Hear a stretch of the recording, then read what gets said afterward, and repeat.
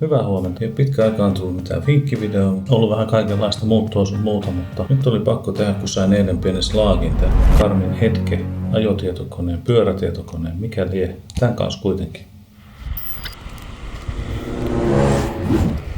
Joo, vähän ihkeä päivä monellakin tapaa. Täällä sataa liukasta ja Garminikin tökkii, se on loopissa.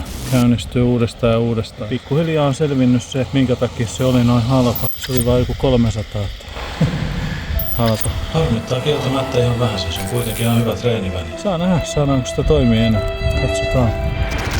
Siellä on nimittäin Garminilla nyt joku bugi ollut tuossa ilmeisesti viimeisimmässä päivityksessä. Siellä on lukenut näin, että jossain laitteessa on ollut sellainen ongelma, että se jää käynnistysluuppiin, eli ei käynnisty koskaan perille asti, vaan jää vaan käynnistymään. Siellä oli ohjeena Garminin sivulla, että liitä tietokoneeseen ja korjaa asia Garmin Expressillä. Mä en päässyt koskaan siihen asti, että olisin saanut sen yhdistetty. Tässä videossa on nyt vinkki siihen, että miten saat korjattua tilanteen ilman, että tarvii roskia heittää. Suhteellisen kallista härvetä. 3 juttua, millä tämä homma saa korjattua. Yksi on se Garmin Express asennettuna tietokoneella. Linkki löytyy tuosta videon kuvauksesta. Yhdistetään se laite sitten tietokoneeseen USB-piuhalla. Garmin Express korjaa tilanteen jollain mystisellä tavalla, jota mä en päässyt koskaan kokeilemaan. Toinen vaihtoehto on pehmeä resetti. Se menee vähän eri tavalla eri laitteilla. Garmin Edge-laitteella se menee niin, että pidetään sitä virtanappulaa pohjassa määrätty aika, kunnes se laite resetoituu. Yleensä korjaa päällä olevat vikatilanteet ja se ei tyhjene tiedoista. Ja sitten on tämä viimeinen, eli hard reset, käytännössä tehdasasetusten palautus, laitteen tyhjentäminen. Ja nyt mä annan tuon Aamosen Petri jatkaa tästä, selittää hyvin tieteellisesti ja tarkasti, että kuinka tehdasasetukset palautetaan. Toimenpidehan on yksinkertaisempi kuin Fordin insinööri. 2 nappulaa pidetään pohjassa, kunnes laite resetoituu. Mutta sen selittäminen oli vähän niin kuin alennusmyynti Applelle. Jos ei nyt täysin mahdotonta, niin ainakin tosi vaikeaa.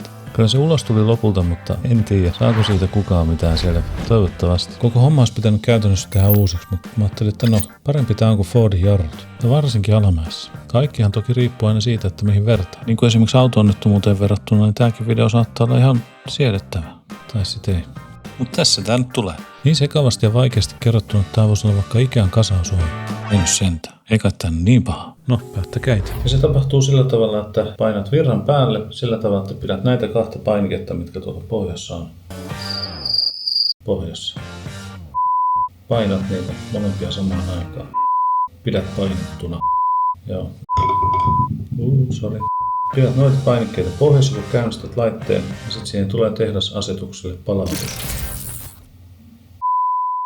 Mä en nyt muista, miten se meni, jos pitänyt eilen tehdä tää video, mutta muistaakseni se meni ihan automaattisesti. Mutta voi olla, että mä jotain valintoja tein siinä. Siinä tulee ehkä, hyvä vinkkivideo, siinä tulee ehkä semmonen valintakohta. Jos tulee, niin paina siitä.